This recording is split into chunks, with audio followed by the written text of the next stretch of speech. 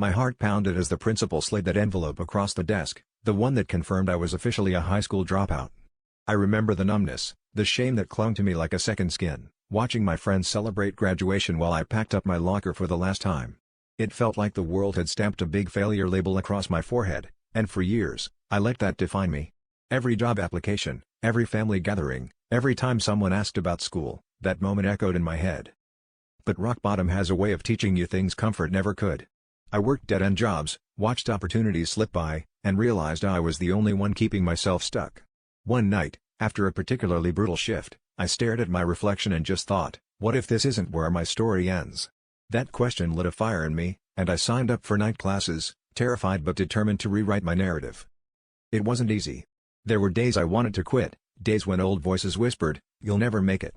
But I kept going, fueled by the stubborn belief that I deserved more than my mistakes. Slowly, the grades improved.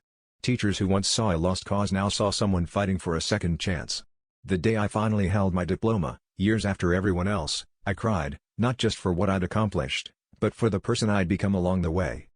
If you're watching this and feeling like your past is a prison, remember, it's not the setbacks that define you, but the grit to rise again. Your potential isn't written in stone, it's shaped by your perseverance. Don't let anyone, not even yourself, convince you that you're stuck where you started.